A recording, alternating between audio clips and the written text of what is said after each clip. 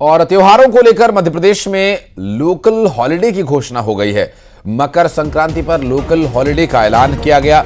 19 मार्च को रंग पंचमी पर लोकल हॉलिडे और 27 अगस्त को गणेश चतुर्थी पर लोकल हॉलिडे होगा। 3 दिसंबर को गैस त्रासदी दिवस पर भी लोकल हॉलिडे होगा। मोहन सरकार ने आदेश जारी किया है और आपको बता दें कि ये लोकल हॉलिडे होंगे जिन्हें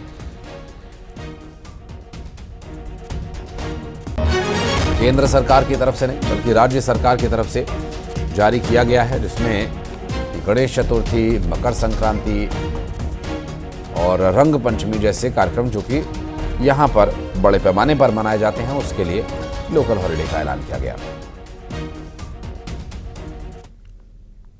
सीएम डॉक्टर मोहन यादव ने रीवा में उद्योगपतियों के साथ वीडियो कॉन्फ्रेंसिंग के जरिए बातचीत की। सीएम ने शहडोल संभाग के कारोबारियों से संवाद किया। इन्वेस्टर्स मीट से 3,75,000 करोड़ के निवेश के प्रस्ताव मिले हैं। रीवा के बाद सीएम चित्रकूट के लिए रवाना हुए।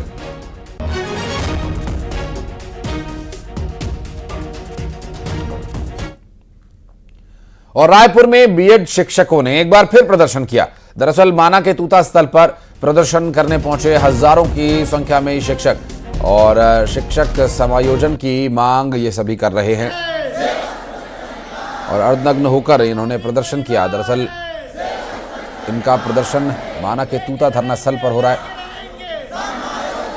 जहां नारेबाजी कर अपनी मांगों को लेकर आवाज बुलंद की। रायपुर से तस्वीरें दिखा रहे हैं आपको। समायोजन की मांग कर रहे हैं सभी प्रदर्शनकारी शिक्षक।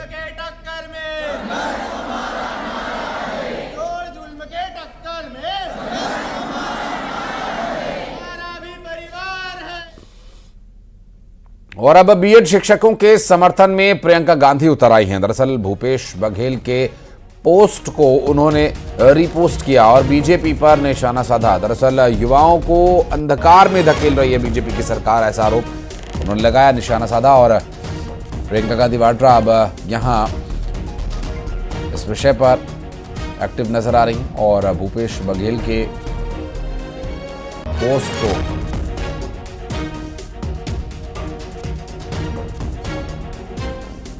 रिपोस्ट किया गया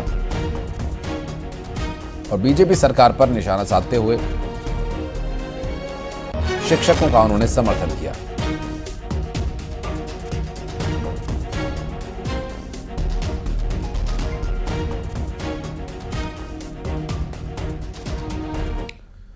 और प्रियंका गांधी पर बीजेपी का पलटवार भी सामने आया। दरअसल बीएड शिक्षकों के समर्थन में पोस्ट पर निशाना साधा तो बीजेपी ने कहा कि भूपेश सरकार ने युवाओं से छल किया, नियमों को ताक पर रखकर नियुक्ति पत्र बांटे, कोर्ट में शिक्षकों का पक्ष तक नहीं रखा। ऐसे में बीजेपी की तरफ से इस पर प्रतिक्रिया आई।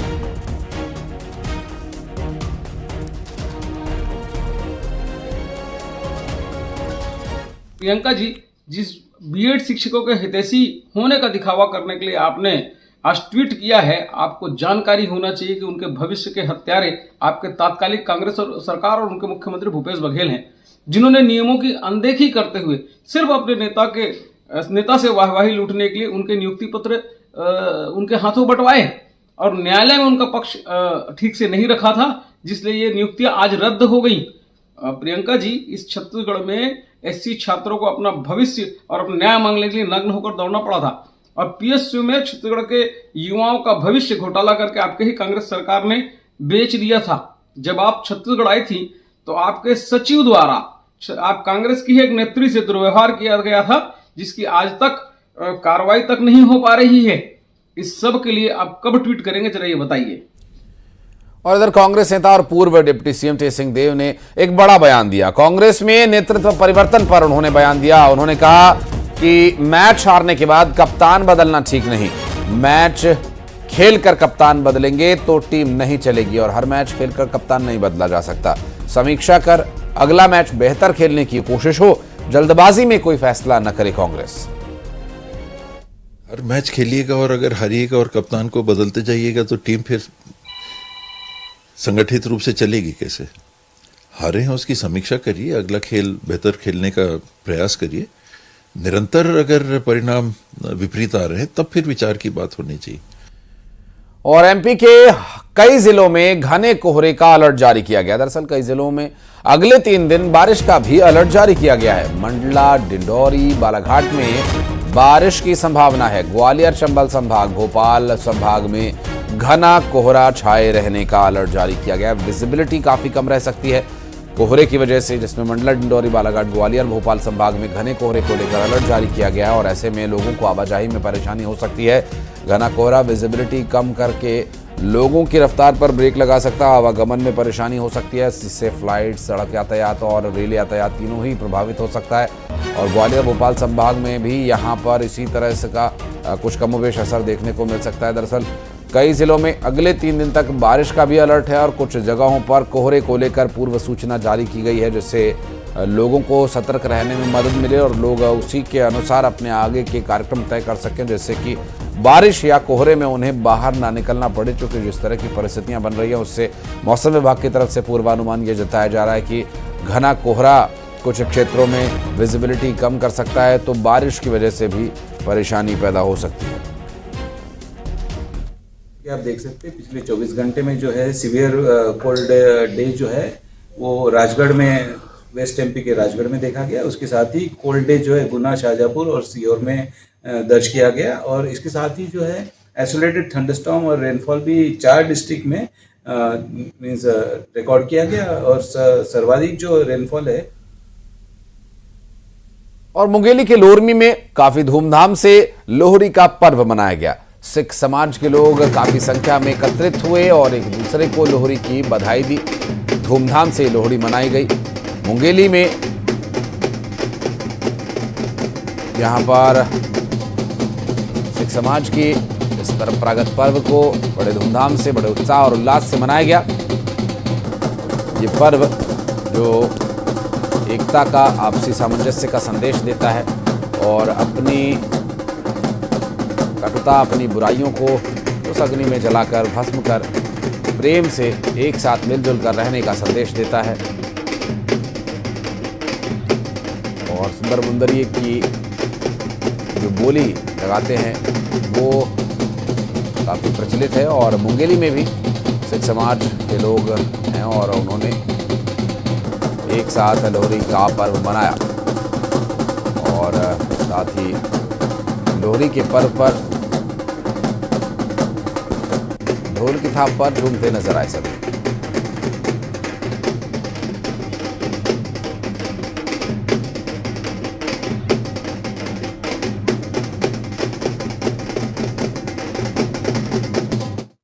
और अगली खबर उमरिया से, जहां पर रेल ट्रैक को पार करता हुआ एक बाघ दिखाई दिया है और इसका वीडियो सोशल मीडिया पर काफी देखा जा रहा है। वायरल वीडियो कटनी बिलासपुर रेलखंड के घुनघुटी के पास का बताया जा रहा है, जहां एक बाघ बड़े ही सधे हुए तरीके से रेल ट्रैक को पार करता हुआ दिखाई दिया।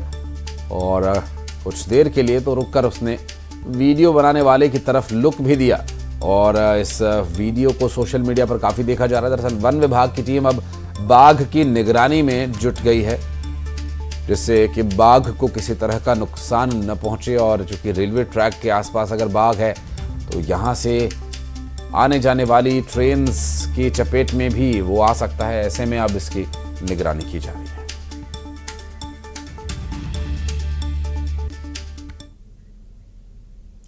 और भोपाल में चोरी का एक हैरान कर देने वाला मामला सामने आया। एक महिला ने एक मंदिर से मां लक्ष्मी की चांदी की मूर्ति चुरा ली। आरोपी महिला एक फिजियोथेरेपिस्ट है। पुलिस ने महिला के घर से मूर्ति बरामद कर उसे गिरफ्तार कर लिया है।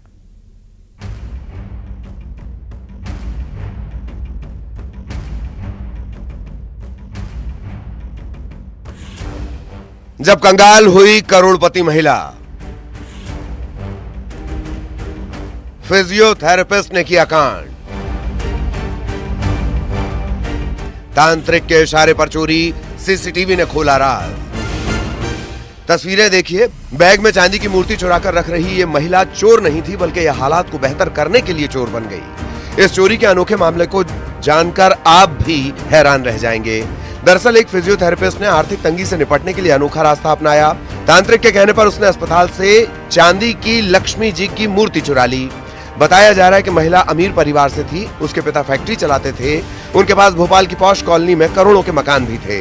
लेकिन पिछले कुछ सालों में उनकी आर्थिक स्थिति खराब हो गई, सारी संपत्ति बिक गई और परिवार किराए के घर में रहने को मजबूर हो गया। इस आर्थिक तंगी से उबरने के लिए महिला ने एक तांत्रिक से सलाह ली, फिर तांत्रिक ने जो सलाह दी उसके बाद महिला चोर बन गई।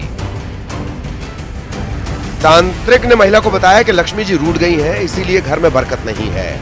उसने चांदी की लक्ष्मी जी की मूर्ति की पूजा करने की सलाह दी। महिला फिजियोथेरेपिस्ट का काम करती थी, उसे पता था कि अस्पताल के मंदिर में चांदी की लक्ष्मी जी की मूर्ति है। इसके बाद महिला ने मौका देकर मंदिर से मूर्ति चुरा ली। उसमें चांदी की महालक्ष्मी की मूर्ति थी, वो 4 दिन पहले चोरी हुई थी। उसकी थाना मिसरौद में रिपोर्ट लिखी गई थी। तो जब पूरी पड़ताल की गई तो पाया गया कि एक महिला ने वो चुराया है और वो महिला जो है अपने साथ एक बॉक्स ला करके उसमें मूर्ति लेके चली गई, जिससे कि वहाँ के सिक्योरिटी वालों को भी आभास नहीं हुआ कि उसका सामान है या कुछ चोरी करके ले जा रही है। तो पूरी तहकीकात करने पर एक महिला को पकड़ा गया और उसके कब्जे से वो मूर्ति बरामद की गई। महिला की हरकत सीसीटीवी कैमरे में रिकॉर्ड हो गई। अस्पताल प्रबंधन ने मिसरौद थाने में शिकायत दर्ज करवाई और इसके बाद पुलिस ने सीसीटीवी फुटेज के आधार पर महिला को पकड़ लिया और मूर्ति बरामद कर ली। Bureau report, news 18। और यहाँ रुकते हैं एक छोटे से ब्रेक के लिए। खबरों का सिलसिला आगे भी जारी है।